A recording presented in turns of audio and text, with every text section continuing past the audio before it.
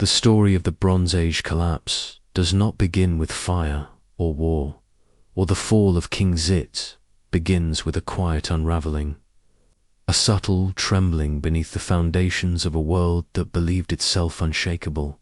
And tonight, as you sit back, relax, and let your mind drift across the soft currents of ancient time, we step into that world just before everything changed.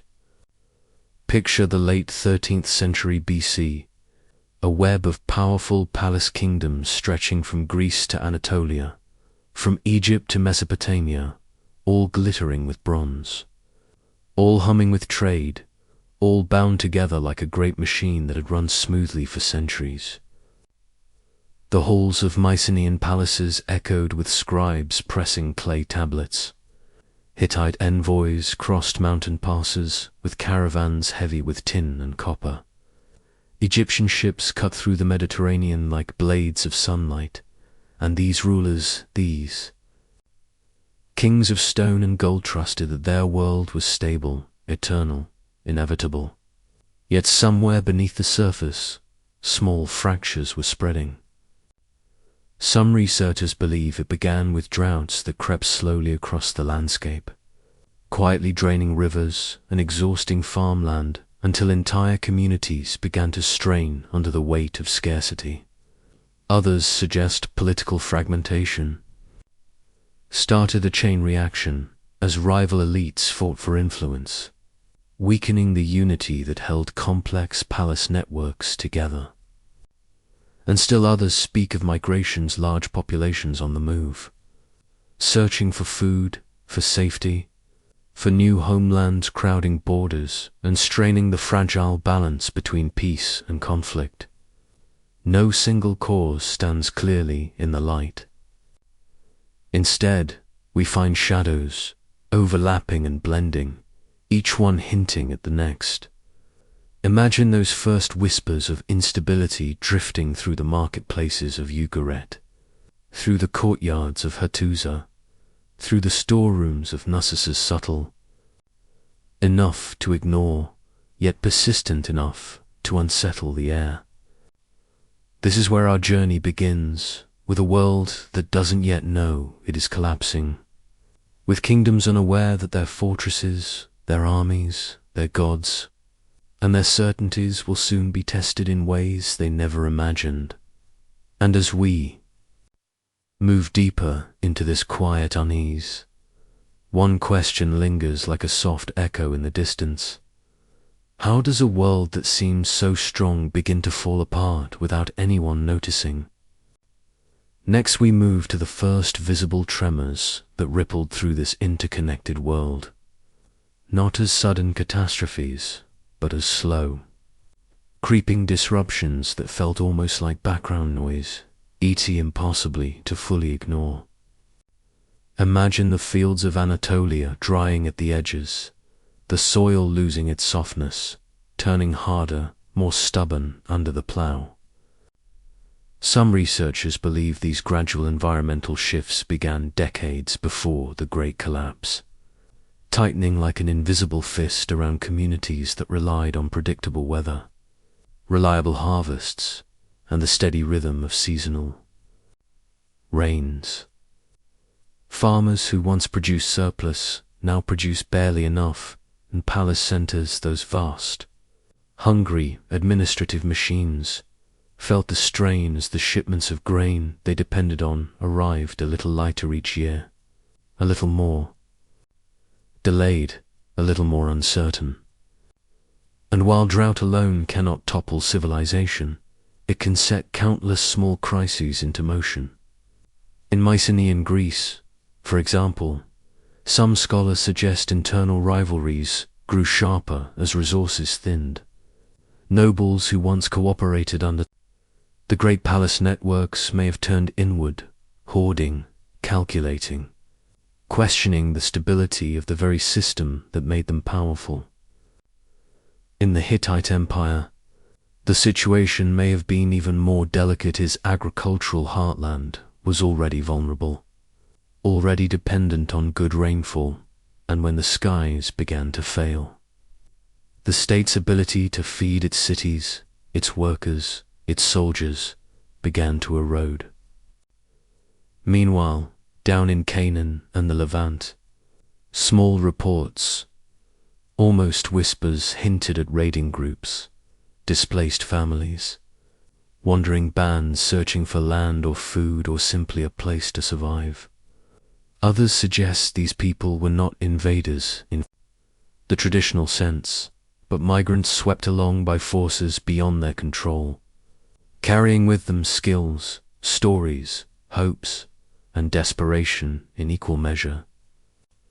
And as these pressures slowly accumulated, the palace elites continued with their rituals and scribal routines, believing the old order would hold, that the storms would pass, that the world would remain as it always had been. But beneath this calm surface, tensions were thickening. The system was becoming brittle, like bronze heated too long in the forge. Tonight, as we drift through these early signs, it is worth imagining how quietly a lapse can begin, how the greatest shifts in human history sometimes start not with thunder or flame, but with small imbalances, unnoticed shortages, and subtle whispers carried on dry winds. And the question that now arises, soft but persistent, is this: how many warning signs does a civilization ignore before the fabric finally tears? From one mystery to the next, we glide deeper into the heart of this fragile world, where trade routes formed the arteries of Bronze Age civilization, pumping life, wealth, and stability across thousands of miles, and where even the slightest disruption could send tremors through kingdoms that depended on connections as much as conquest. Picture the great merchant ships leaving Cyprus at dawn, their hulls heavy with copper ingots stacked like golden bricks, moving toward the shores of the Levant, where palace officials waited to record every delivery.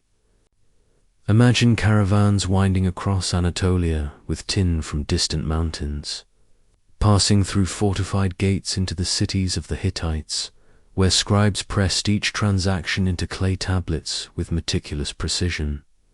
This was a world built on exchange not just of metals, but of ideas, languages, artisans, technologies, and diplomatic gifts that stitched these kingdoms together. Yet some researchers believe that even before the collapse became visible, this intricate network had begun to fray. A delayed shipment here, a disrupted route there, a trader who failed to return from a journey that once felt routine.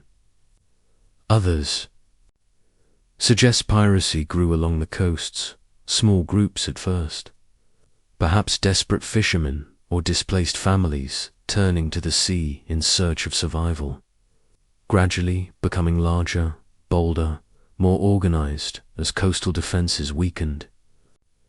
Still others point to political instability within major states' rival factions in Mycenaean palaces, shifting alliances in the Levant, the slow weakening of the Hittite central authority causing cracks that spread outward like fractures in glass.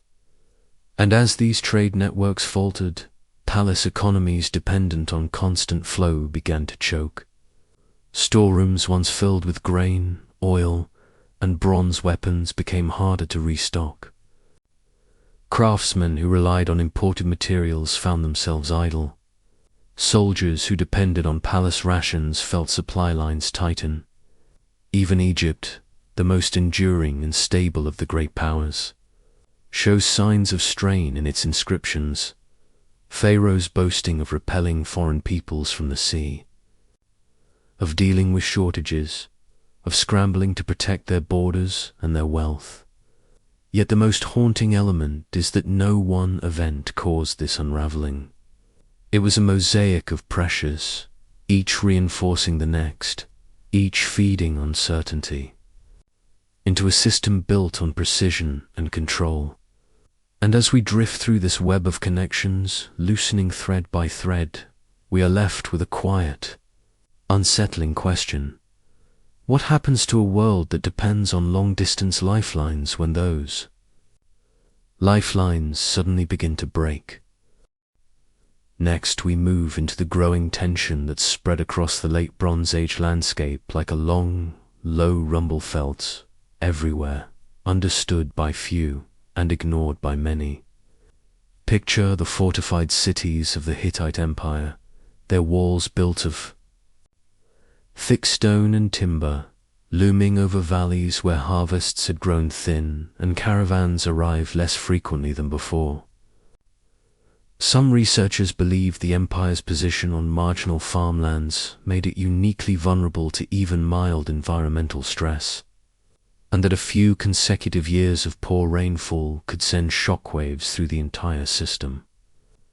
Others suggest political fractures within the royal court intensified the problem. Ambitious princes and regional governors, vying for influence as central authority weakened, each decision adding strain to an already heavy burden. In Mycenaean Greece, palatial centers like Pylos and Tiryns began expanding their defensive structures, building larger fortification walls and storing more weapons, as if preparing for threats no one could clearly define. Were they anticipating invasion, internal rebellion, or simply reacting to a general sense that the world was shifting beneath their feet? The records are silent, but the stones speak of fear. Meanwhile, across the coastal cities of the Levant, letters discovered in Ugarit reveal a growing unease warnings of raiders at sea, pleas for assistance, merchants writing anxiously about delayed shipments, kings requesting military support that never arrived. And in Egypt, inscriptions carved into temple walls describe battles against mysterious groups arriving by both land and sea, described not as a single unified force, but as scattered peoples on the move, entire families carrying their possessions. In ox carts, warriors fighting alongside women and children, as if fleeing or searching rather than conquering. Some scholars interpret these groups as victims of the same environmental and political pressures affecting the major powers displaced by drought, famine, or collapsed local kingdoms, forced into motion like leaves caught in a rising wind. Others believe they were opportunistic, taking advantage of weakened states to raid, settle, or carve out new territories. Whatever their motives, their presence added another layer of instability to a world already trembling. And as night settles over this era of growing anxiety, we can almost feel the atmosphere tightening, the sense of uncertainty thickening like smoke in palace corridors, in harbor markets, in the fields of rural villages. And once again, as these pressures converge, the lingering question grows louder. Though still unanswered, how many different stresses can a civilization absorb before something finally snaps? From one rising tension to the next, we now drift into the realm of migration, vast, slow-moving tides of people whose journeys shaped the very edges of the Bronze Age world, leaving scholars to debate whether they were marauders, refugees, settlers, or simply human beings caught in forces far greater than themselves. Imagine coastlines dotted with ships, unlike the sleek merchant vessels of palace fleets. These were broader, heavier, carrying not just warriors but families, livestock, tools, memories, and hopes. Some researchers describe these groups collectively as the Sea Peoples, though this name is a modern invention and the people themselves likely came from many regions, perhaps the Aegean, perhaps the central Mediterranean, perhaps lands now lost to time. Others suggest they weren't a unified force at all, but waves of displaced communities moving in the same general direction, driven by drought, famine, political collapse, or the slow breakdown of the systems that once provided stability. Picture them approaching the shores of the Levant at dawn, not as an organized invasion, but as a desperate migration. Their sails catching the early light as coastal cities scramble to understand whether these newcomers were seeking help, land, or conquest. Letters from Ugarit describe boats full of enemies, yet they also mention the inability of the kingdom to muster a fleet in time, perhaps because its people and supplies were already overwhelmed by internal pressures. In Egypt, carved reliefs show entire families traveling with ox carts, suggesting movement rather than pure warfare. And still, some scholars argue these groups did fight when necessary, clashing with weakened states not out of ambition but out of survival. This perspective paints the sea peoples not as destroyers, but as symptoms expressions of a world in motion, shaped by environmental collapse, hunger, and uncertainty. Their arrival, however, had consequences.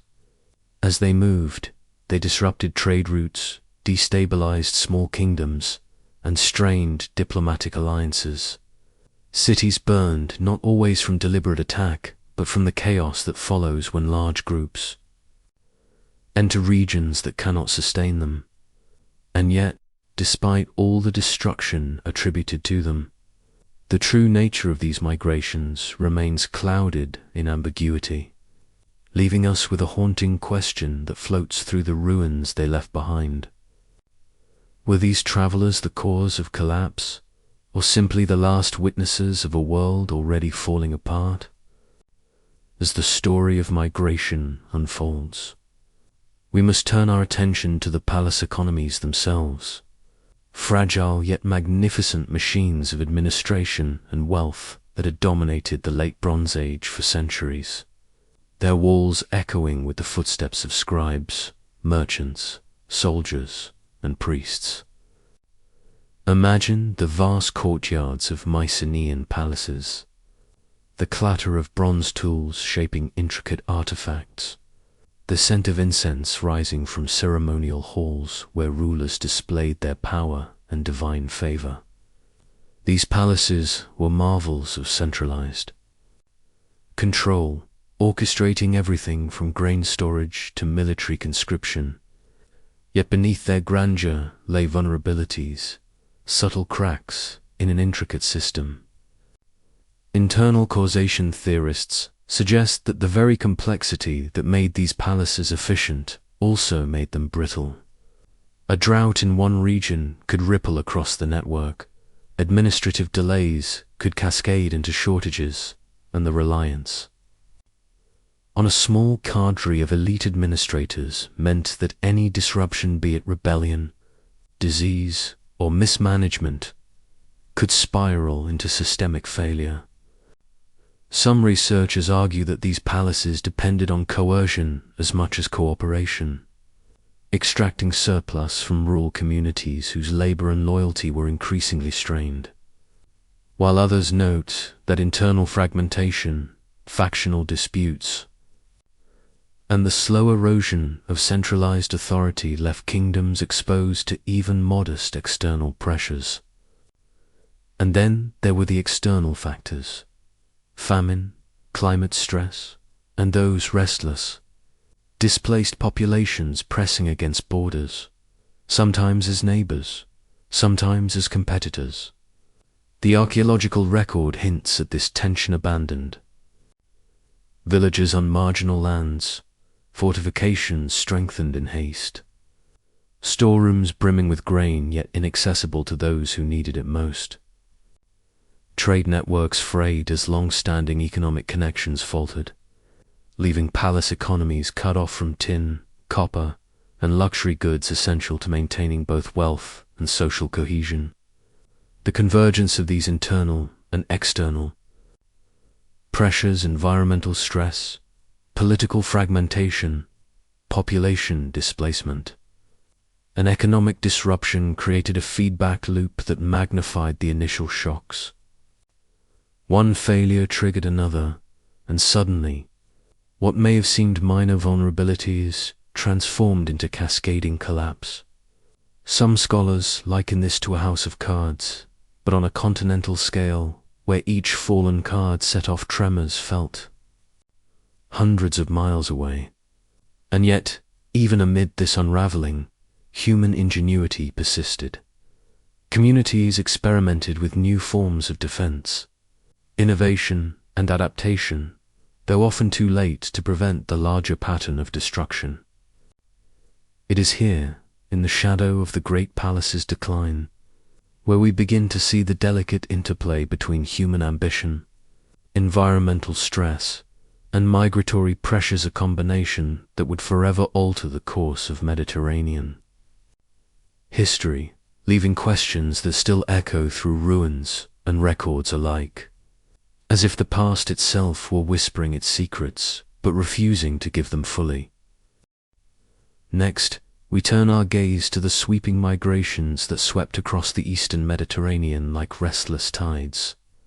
Populations uprooted by drought, famine, and the slow suffocation of palace economies, moving silently over land and sea, their destinations uncertain, their numbers vast enough to unsettle kingdoms and empires.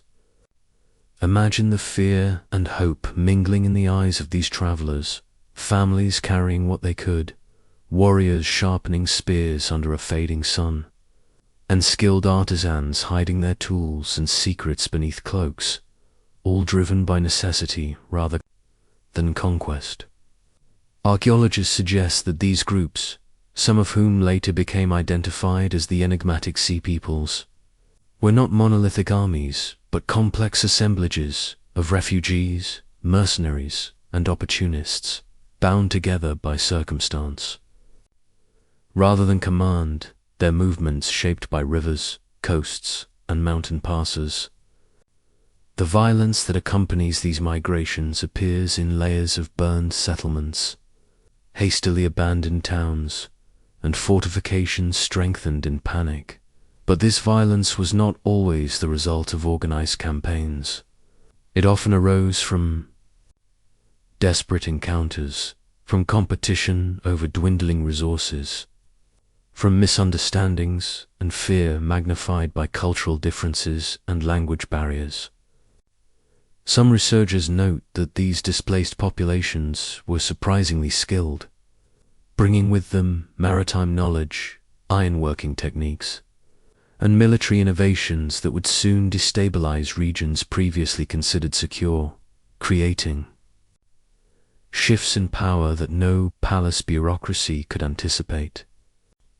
Meanwhile, the regions they entered, Egypt, the Levant, Anatolia, were themselves under pressure, weakened by internal political strife, overextended militaries, and resource stress, making them vulnerable to waves of movement that might have been absorbed under calmer circumstances.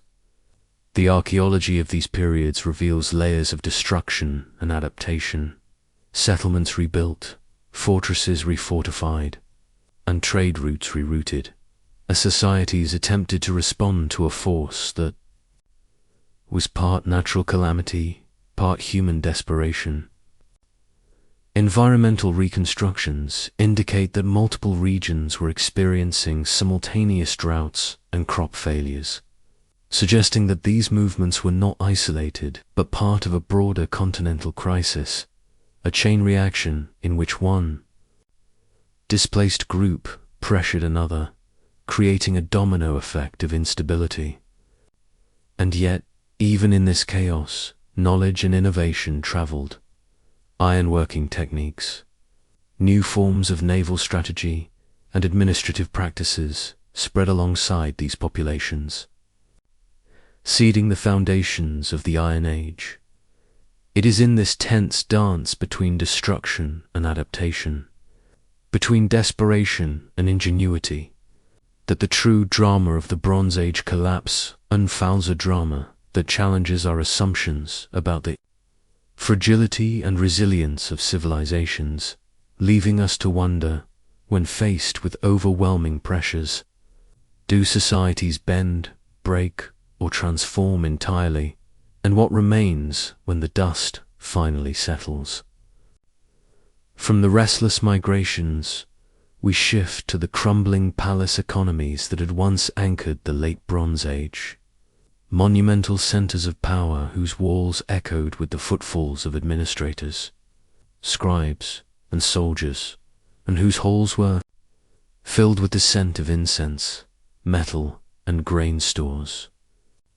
These palaces, from Mycenae to Hattusa, were more than mere residencies. They were the beating hearts of complex political, economic, and religious systems, intricately interconnected with dissonant trading partners, reliant on constant flows of food, tin, copper, and luxury goods, and maintained by laborers who labored under strict hierarchies, their lives dictated by seasonal cycles and palace decrees. Yet, the very structures that had enabled this efficiency also created perilous vulnerabilities, dependencies that, once threatened, would cascade into failure, storehouses emptied too quickly, elite power concentrated in a few hands, administrative networks stretched to their limits, and armies reliant on palace provision, unable to respond when resources faltered. Internal causation theories argue that such centralization made these societies brittle, that a single failure in agriculture, administration, or trade could ripple outward like cracks in a frozen lake, undermining stability from the top down. Evidence from archaeological layers shows that many palaces were abandoned in haste, their treasures looted, walls charred, archives left unfinished. Some sites display signs of hurried fortification, desperate attempts to maintain order as fear spread among the populace. Yet external pressures compounded these vulnerabilities. Invading or migrating groups pressed against borders. Climatic shifts reduced harvest yields, and trade networks that had sustained distant palaces collapsed, leaving cities isolated and desperate. The Aegean region, long a hub of Mycenaean administration and maritime exchange, saw entire settlements vanish, with rural communities abandoned, terraces overgrown, and storage facilities left empty, suggesting that systemic stress had reached a point beyond repair. Even within Hittite and Egyptian territories, we see a similar story. Marginal lands failed under environmental strain, military campaigns faltered, and political fragmentation emerged as centralized authority could not absorb shocks. Some researchers propose that palace economies were simultaneously victims and inadvertent accelerants of collapse. Their very sophistication made them targets, their wealth and order provoking envy, fear, or opportunism, while their rigid hierarchies reduced adaptability. As resources dwindled and populations moved, the administrative genius of the Bronze Age became a liability, and societies accustomed to stability faced decisions for which no precedent existed. The question remains haunting: when structures built to control, sustain, and flourish begin to fail, is collapse inevitable, or can innovation and adaptation emerge quickly enough to avert disaster?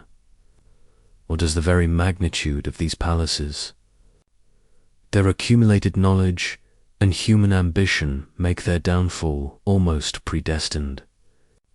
Next we move to the human dimension of this unraveling, to the lives caught in the turbulent currents of the Bronze Age collapse, where farmers, artisans, soldiers, and sailors faced a world transformed almost overnight, a world where once familiar trade routes lay silent, fields failed under unrelenting drought, and the protective walls of palaces no longer promised security.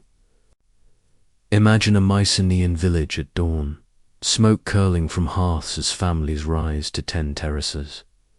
unaware that famine and political fragmentation are closing in, that the grain once guaranteed by palace redistribution may never arrive, that neighbors fleeing from distant conflicts might soon arrive at their door, desperate and armed.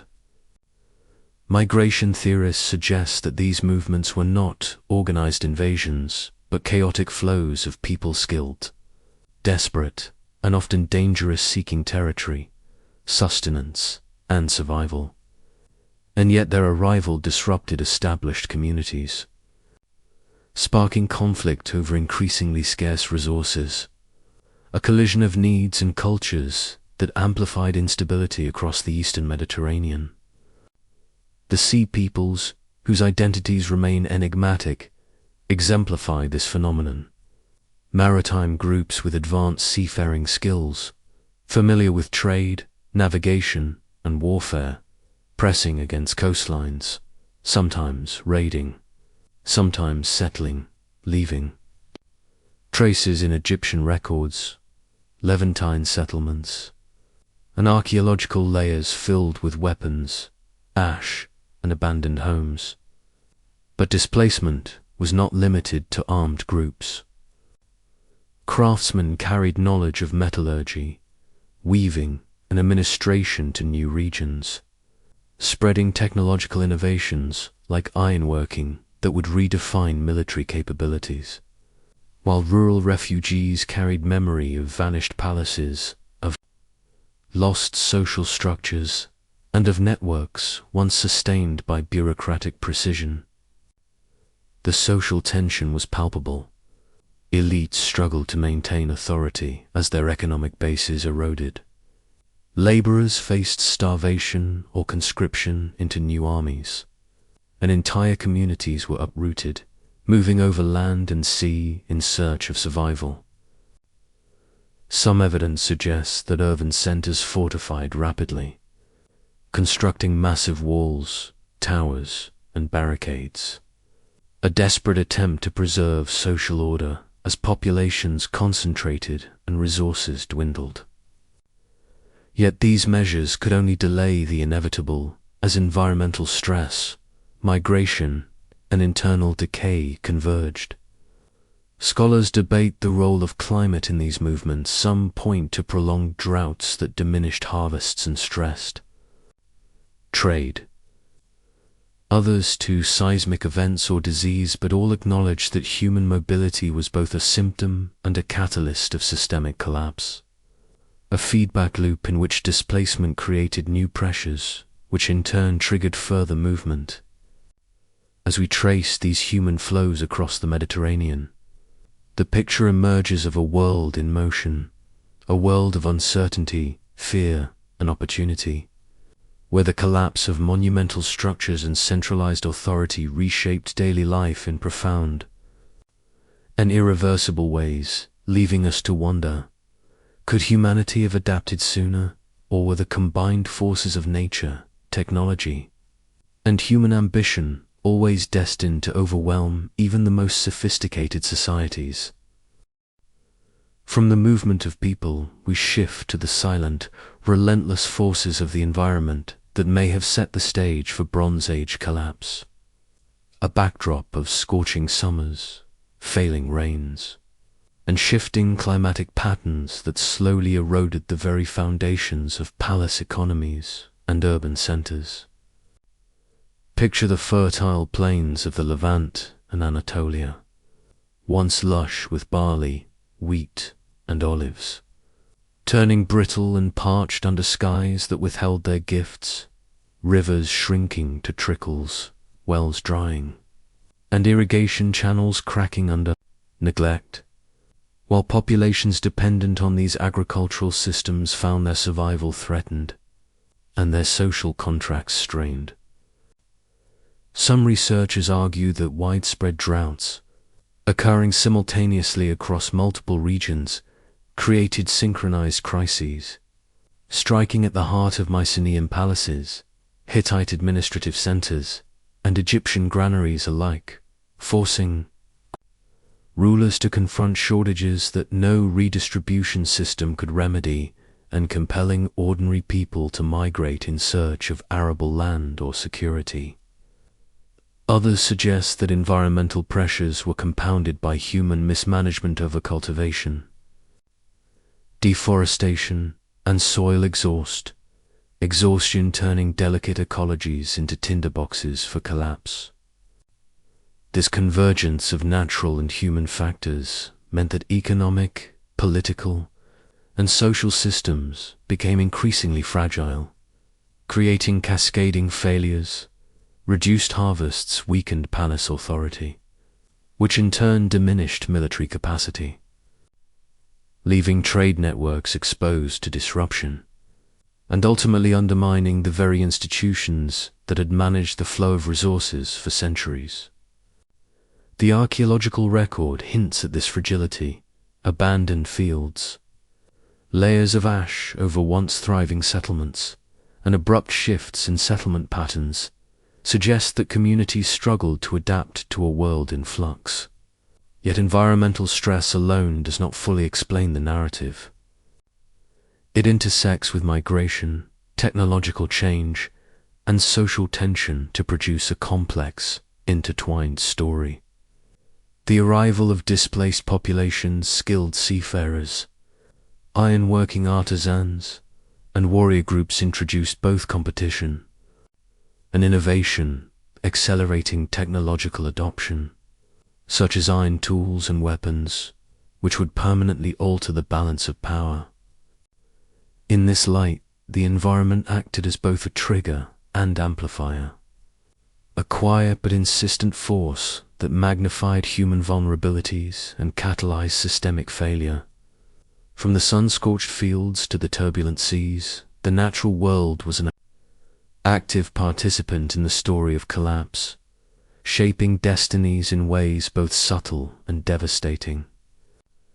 And yet, as much as drought, famine, and climate may have influenced events, they were only part of a larger tapestry, a backdrop against which human ambition, conflict, and ingenuity played out, leaving us to ponder how much of history is dictated by the whims of nature and how much by the choices of those who inhabit it. Next, we turn our attention to the human element, the tensions, inequalities, and social strains that quietly eroded the cohesion of Bronze Age societies. For behind the grandeur of palaces, the glittering courts, and monumental walls lay a delicate lattice of dependencies, obligations, and hierarchies that could unravel with alarming speed. Imagine a Mycenaean citadel, its walls towering, its courtyards filled with bustling artisans, scribes, and soldiers, yet beyond the fortified gates, peasants labored endlessly in the fields, producing the very sustenance that fed the elite and maintained armies, their efforts meticulously recorded in linear B tablets, each tablet a testament to a system that relied on cooperation, compliance, and surplus. Yet this system, so efficient in times of abundance, became a fault line when scarcity struck, and the growing gap between ruling classes and rural populations began to breed discontent, weakening the legitimacy of authority and making societies less resilient to external shocks. Archaeological evidence hints at this tension.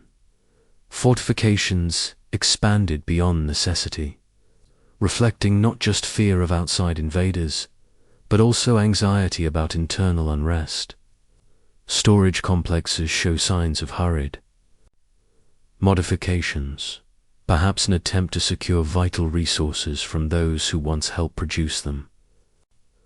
Some scholars argued that these inequalities were exacerbated by rigid palace structures, which concentrated wealth, knowledge, and military power in narrow corridors of authority, leaving ordinary people with little agency in times of crisis.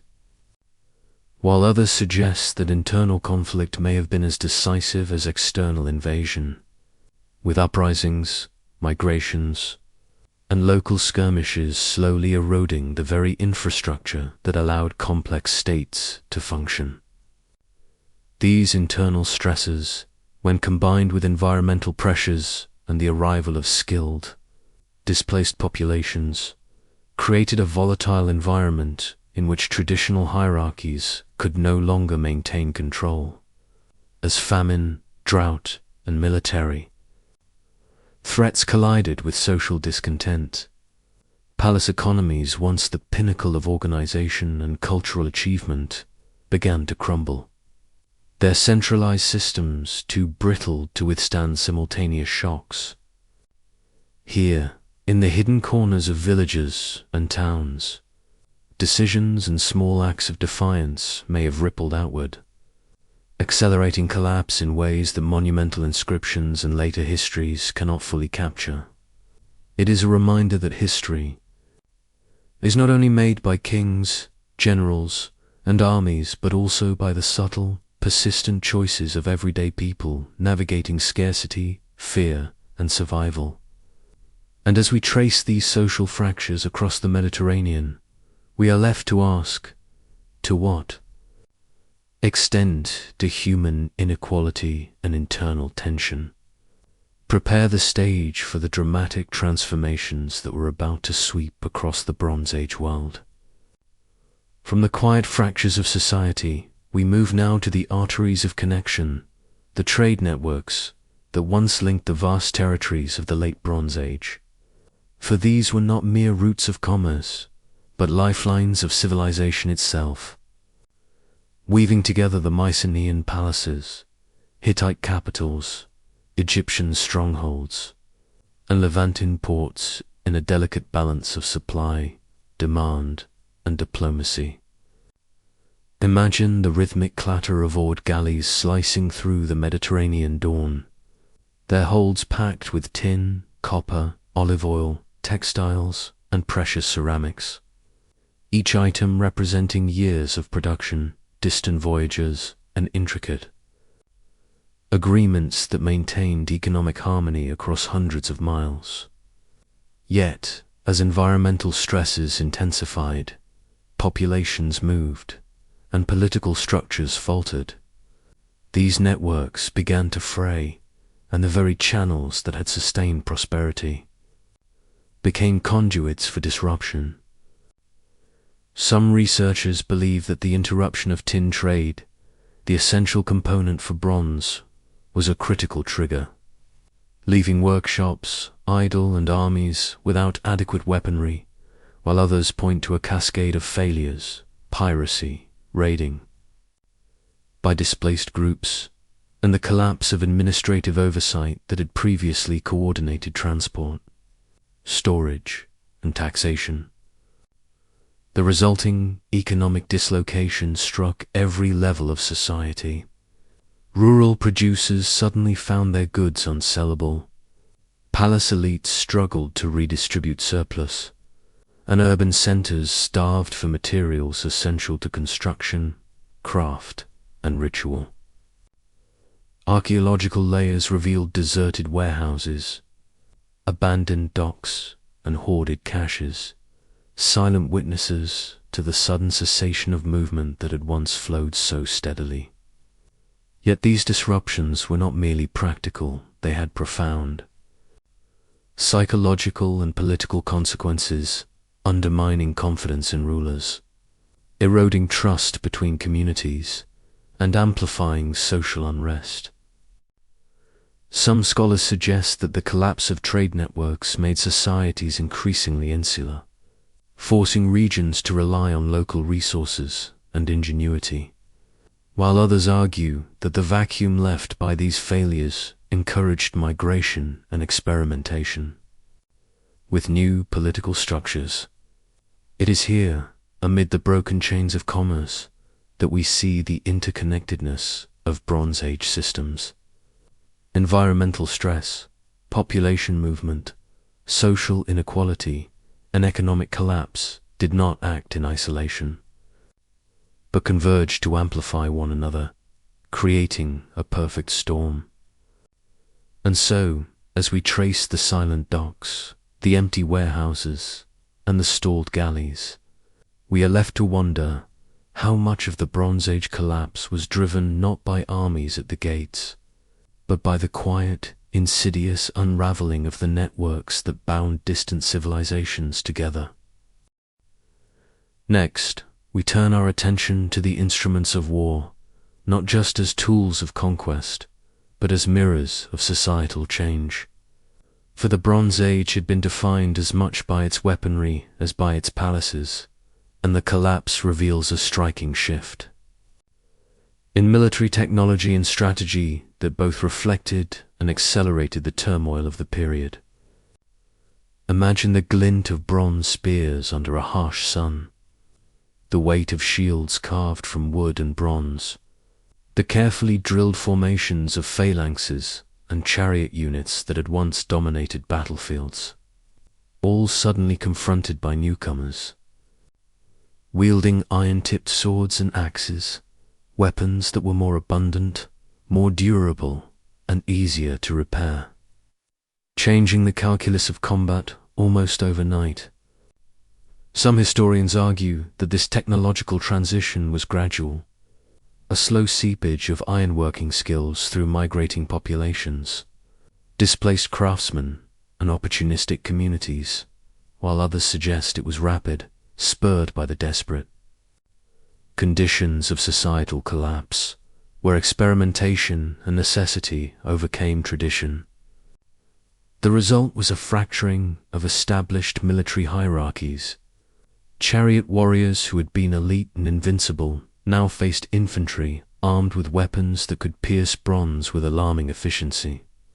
Palace garrisons dependent on heavily centralized training and supply chains could not adapt quickly enough to the decentralized, mobile tactics of displaced populations, raiders, and emergent city-states.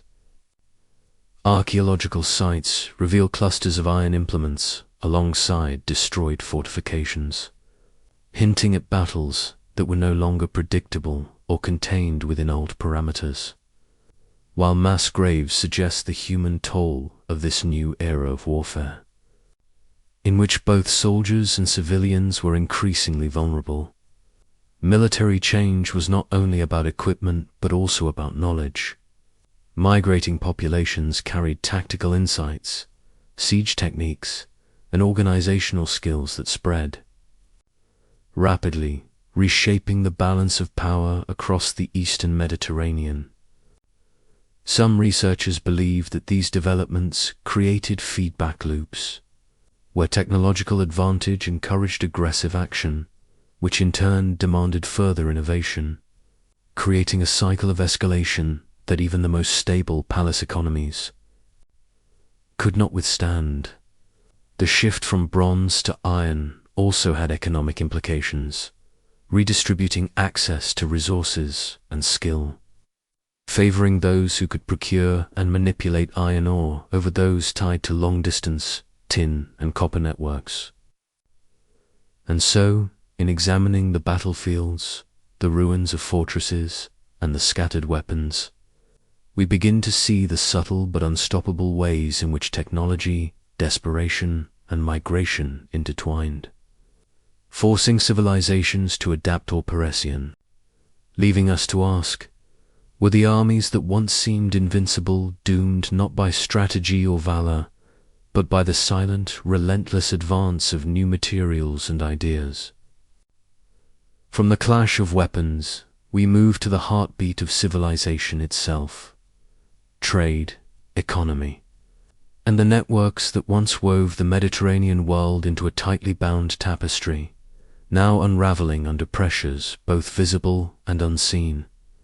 Imagine bustling harbors where the air was thick with the salt of the sea and the cries of merchants, amphories stacked like miniature towers of civilization, bronze ingots weighing more than a man's arm, all moving through channels that had taken centuries to establish, suddenly falling silent or being violently disrupted as cities were abandoned and trade routes became dangerous or impassable.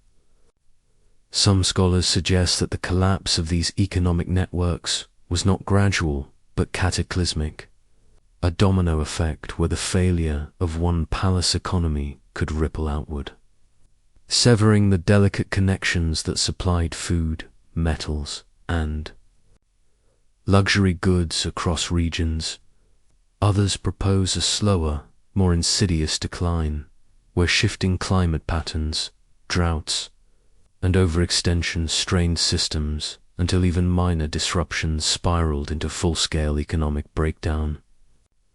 Evidence from archaeological digs tells stories of halted production, warehouses emptied or burned, workshops abandoned, and specialized artisans either fleeing or reinventing themselves in new communities. Their skills carried to places that had previously lacked such knowledge. Olive oil, textiles, and finely crafted metalwork, once staples of police-controlled economies, became scarce, and societies that had relied on these redistributed goods now faced shortages that challenged their very survival. Coinciding with this economic contraction was a surge in fortification, walls rising like iron teeth around cities, gates bolted and watchtowers manned, a physical manifestation of the fear gripping entire populations. Yet these measures, while visually imposing, could not compensate for the loss of the underlying networks that sustained life, commerce, and governance. Maritime trade, so crucial to the Mycenaean and Hittite realms, faltered as coastal cities were attacked or abandoned, leaving hinterlands isolated and dependent on fragile local production. Some researchers argue that this isolation contributed to a knowledge bottleneck, where technical expertise, agricultural innovation, and administrative practices could no longer flow between regions, amplifying the effects of collapse. The disappearance of standardized weights, measures, and administrative control destabilized markets, forcing communities into barter, local self-reliance, or raiding one another for survival. And so, as we trace the empty keys, the shattered amphorae, and the silent workshops, we begin to understand how the web of commerce that once held civilizations together became one of the first casualties, a prelude to broader social and political disintegration, leaving us to wonder, when the lifeblood of trade dries up, can any empire endure, or does it merely await the final, inevitable fall? As trade faltered and economic networks crumbled, the pulse of daily life itself began to shift, revealing fractures not only in material wealth but in social cohesion. For palace economies had relied on complex hierarchies and obligations that bound peasants, artisans, soldiers, and elites into a delicate balance, a system where each role was interdependent and disruption in one corner could ripple across the entire structure. Picture rural villages once tied tightly to palatial centers, their fields tilled with precision to feed elite tables, their artisans producing goods that showcased both skill and political power, now facing abandonment as centralized authority.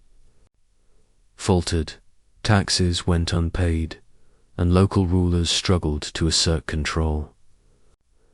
Some researchers propose that this unraveling fostered internal conflict, as social inequalities became impossible to ignore and resentment grew among those who had long shouldered the burdens of palace life, while elites maintained luxuries increasingly out of reach, while others suggest that the mere loss of central coordination created chaos without overt rebellion, leaving communities to improvise governance and survival strategies in isolation. Archaeological evidence hints at the rising militarization of everyday spaces, walls reinforced, communal granaries guarded, weapons becoming more common not just in elite hands, but among ordinary citizens, a tangible reflection of the growing anxiety permeating Bronze Age societies. And yet, even with these defensive measures, many regions could not withstand external pressures from migrating populations or opportunistic raids, leaving behind skeletal traces of abandoned settlements and scorched earth. Within this atmosphere of uncertainty, cultural and ritual life also transformed. The grand ceremonial practices that had validated kingship and palace authority were disrupted. Temples fell silent, and local deities or ancestral practices gained prominence as people sought stability and meaning in an increasingly unpredictable world, a phenomenon that some scholars see as both a symptom and a driver of broader societal change. The strain on social structures amplified demographic pressures. Populations were forced to relocate, either to escape famine, conflict, or economic collapse, or to seek new opportunities in areas less affected by the cascading failures of palace economies. Displaced communities carried not only their skills but also their cultural practices, creating new fusions of tradition and innovation that would ripple into the emerging Iron Age societies. As we consider these shifting social landscapes, the interconnectedness of economic collapse, population movement, and cultural transformation becomes clear. No palace could stand alone. No city could survive in isolation, and no society could resist the cascading effects of simultaneous crises indefinitely, leaving us to ask, when the very fabric of community is strained to breaking, what emerges from the ruins, and how does humanity respond to the vacuum left by vanished authorities? From the ruins of collapsing palace economies, the story of technological transformation begins to emerge, quietly but persistently, as the transition from bronze to iron reshaped the very tools of war, work, and daily life, offering new possibilities to those nimble enough to adopt them, and new dangers to those clinging to old systems. Imagine the rhythmic hammering of iron on anvils echoing through small workshops, the smell of molten metal mingling with smoke from wood-fired furnaces, as artisans and displaced smiths experimented with techniques that required less exotic resources than bronze, yet offered harder, sharper, more durable weapons, capable of cutting through the armor and shields that had once dominated battlefields. Some researchers suggest that this technological shift was not merely opportunistic, but revolutionary, creating a new balance of power. Communities that mastered ironwork gained military advantages, able to arm larger numbers of soldiers quickly, and replace weapons with a speed impossible under bronze economies reliant on long-distance, tin and copper trade. Others argue that social conditions, population movements, and the dispersal of skilled craftsmen were equally critical, for iron alone did not confer power without the knowledge of forging, organizing, and wielding it effectively. Across the eastern Mediterranean, these innovations spread along maritime and overland networks carried by migrating populations, traders, and displaced warriors, leaving traces in archaeological layers that reveal sudden shifts in armament, fortification, and settlement patterns, as iron-equipped communities could both defend against and launch more effective campaigns than their predecessors. The interplay of technology and societal collapse created feedback loops as palace economies faltered, access to bronze dwindled, encouraging experimentation with iron. As iron weapons proliferated, traditional military hierarchies and palace-controlled armies lost their dominance, leading to further social and political instability, while enabling emerging powers to consolidate territories and experiment with new forms of governance. Beyond warfare, iron facilitated agricultural expansion, woodworking, and construction, providing tools that helped communities adapt to post-Bronze Age conditions, to cultivate marginal lands abandoned during collapse, and to rebuild infrastructure. With greater resilience, this technological democratization, combined with knowledge migration, seeded the foundations of Iron Age civilization, where innovation could occur in decentralized, smaller-scale political entities rather than in massive, fragile palace systems. And yet, this transformation was not uniform.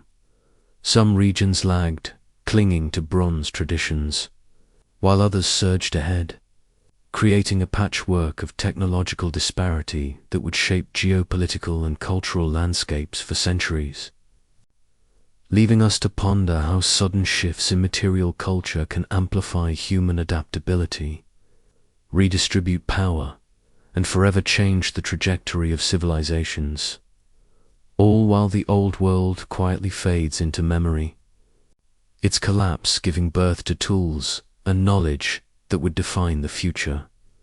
As we follow the aftermath of technological change, we begin to see the profound social and economic ripple effects that accompanied the Bronze Age collapse, where entire communities, once tethered to palace economies, had to rethink not just survival but identity, labor, and hierarchy.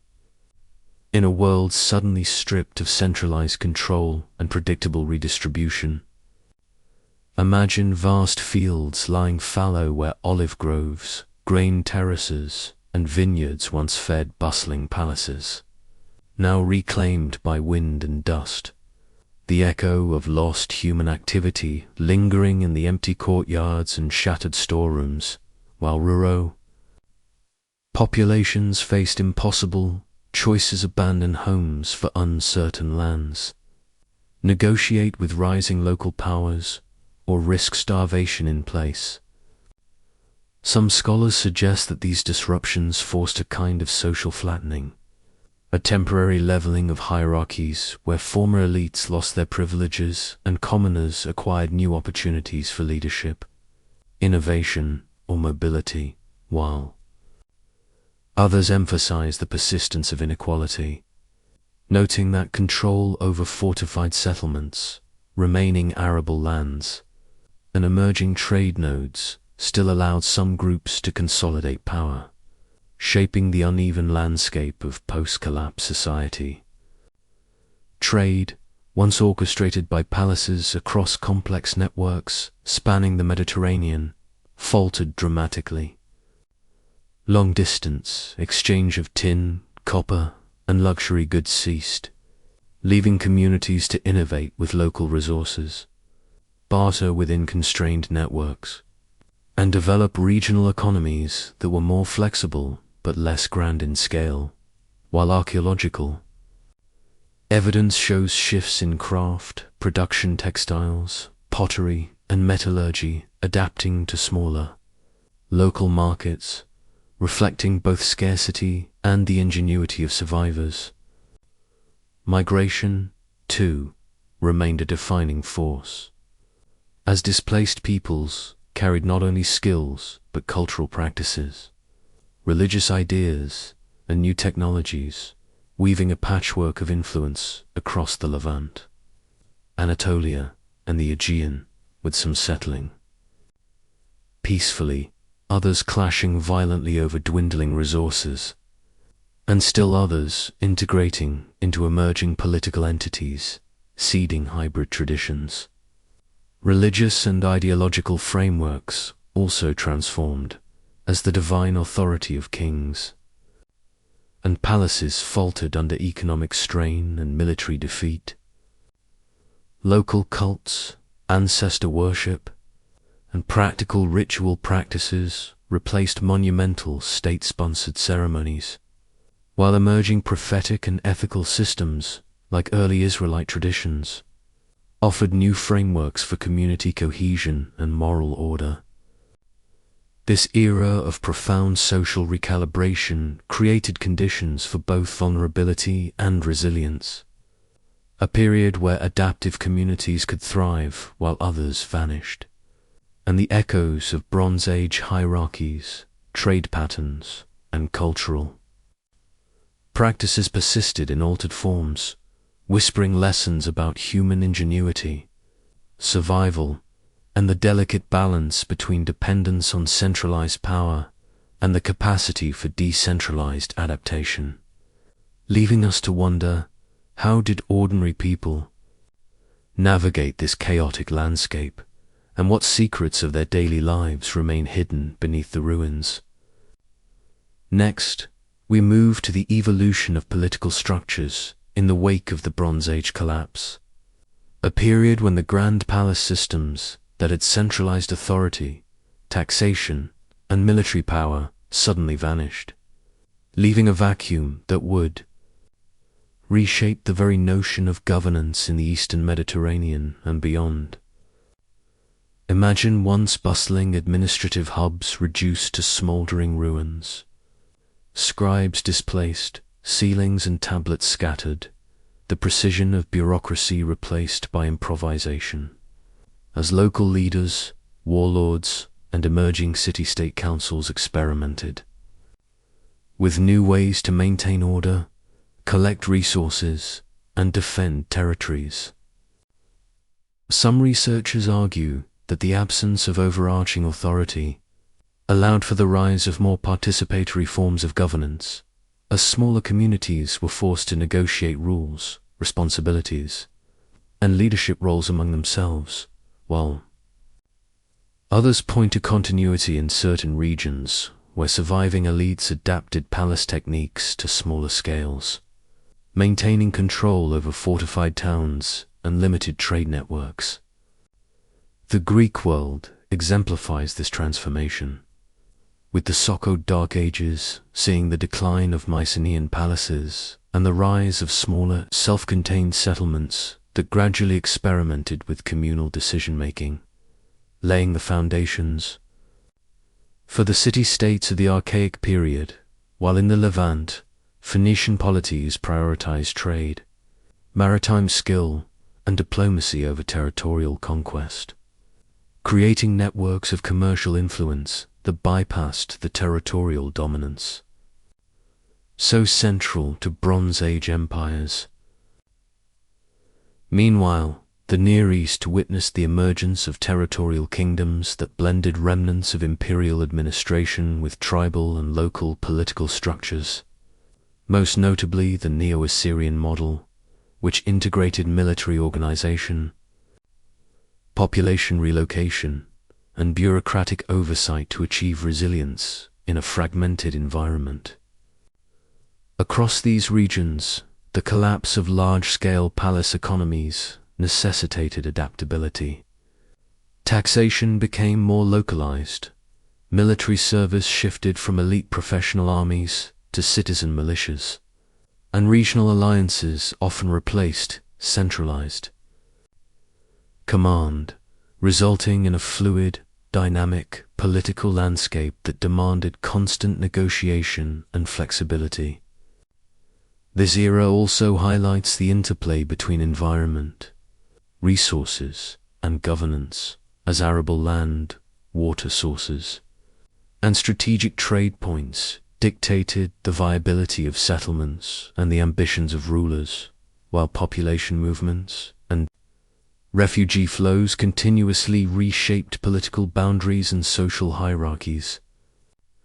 The lessons of this transitional period resonate with the delicate balance societies must maintain between centralized power and distributed resilience, showing how human ingenuity responds to systemic collapse. And yet, even as new political forms emerged, lingering questions remain. How did communities maintain cohesion without overarching authority? And what strategies allowed some to thrive while others vanished into the shadow of history, leaving only traces of their ambitions, failures, and innovations for us to decipher? From political structures, we now turn to the profound transformations in trade, commerce, and economic systems that followed the Bronze Age collapse. A period when the intricate web of long-distance exchange that had bound Egypt, the Levant, Anatolia, and the Aegean unraveled almost overnight, leaving once thriving ports silent and caravans abandoned. Imagine the glint of bronze ingots and finely crafted ceramics, the rhythmic hammering of workshops, and the bustling marketplaces replaced by emptiness, with coastal towns and inland hubs struggling to adapt to the disappearance of redistribution networks, while local artisans and merchants faced a sudden challenge of producing for communities that could no longer guarantee demand. Some scholars suggest that this collapse accelerated the shift toward localized economies, where smaller settlements and emerging city-states had to innovate new forms of production, exchange, and storage, relying on barter, simpler coinage, or negotiated trade agreements rather than centralized oversight. While others emphasize the continuity provided by seafaring communities, such as the Phoenicians, who used maritime skill and commercial networks to reconnect fragmented regions, establishing the foundations of Mediterranean-wide trade that would endure for centuries. The disruption of Bronze Age supply chains created immediate shortages in essential resources like tin, olive oil, and grain, forcing societies to diversify production, experiment with new crops, and develop self-reliant techniques to mitigate the risk of scarcity, while the spread of iron technology, more abundant and accessible than bronze, further reshaped economic priorities, enabling communities with access to or to arm themselves, defend trade routes, and even enter previously closed markets. Population movements also introduced novel skills, crafts, and technologies into regions previously insulated, as refugees, migrating warriors, and displaced artisans carried knowledge of weaving, pottery, metallurgy, and navigation, creating networks of innovation that were often more flexible than the rigid palace systems they replaced, while simultaneously intensifying competition for limited resources and encouraging experimentation with taxation, tolls, and market regulation. At a smaller, community-focused scale, environmental pressures, including soil degradation, drought, and fluctuating river patterns, compounded these economic challenges, highlighting the interconnectedness of climate, agriculture, and commerce, while the collapse of monumental building projects and religious construction shifted labor and capital toward more practical and immediately beneficial activities, reinforcing the move toward adaptive economies. Yet, even as these innovations allowed certain regions to stabilize and thrive, the uneven nature of recovery meant that some communities vanished entirely, their specialized knowledge lost, leaving us to ponder how fragile economic networks can be when faced with simultaneous environmental, political, and social shocks, and what strategies enabled resilience in some areas, while failure overwhelmed others. Setting the stage for the next chapter of human ingenuity and adaptation. Next, we move to the cultural and technological consequences of the Bronze Age collapse, a period in which the disappearance of palace-centered authority unleashed both chaos and creativity, reshaping human expression in ways that would echo for centuries. Picture the silence of once grand courts where scribes meticulously copied administrative records, replaced by the murmurs of small communities where storytelling, craft, and oral tradition became the lifeblood of cultural continuity, carrying myths, legends, and heroic tales across generations, often in altered or condensed forms, preserving memory without the rigid oversight of state institutions, while monumental art, intricate frescoes, and ceremonial artifacts gave way to simpler, more functional designs that reflected immediate needs rather than imperial grandeur.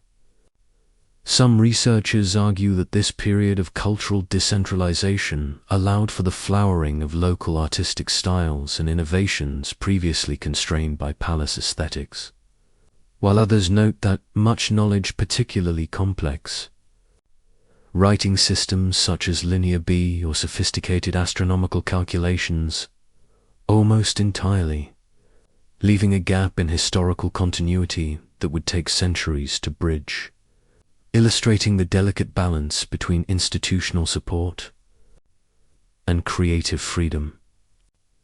Technology followed a similar pattern. The widespread adoption of iron, once a novelty, now became a transformative force, not only for weapons, but for tools, agriculture, and construction, enabling communities to expand their capabilities in ways previously limited by bronze scarcity. The sharper, more durable iron implements allowed farmers to cultivate tougher soils, builders to work harder materials, and warriors to defend their territories more effectively, creating a subtle but powerful feedback loop between necessity, innovation, and survival. The collapse also prompted experimentation with writing, record-keeping, and communication.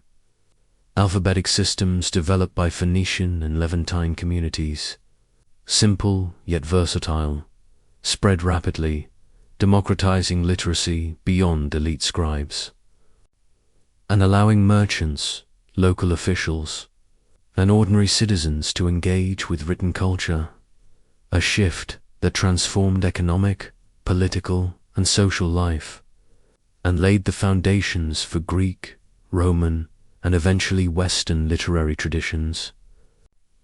Meanwhile, religious practices adapted to changing circumstances, as the rigid divine kingship of palace cults gave way to localized worship, ethical codes, and more personal connections with deities, reflecting the dissolution of centralized authority and the need for spiritual frameworks compatible with dispersed communities.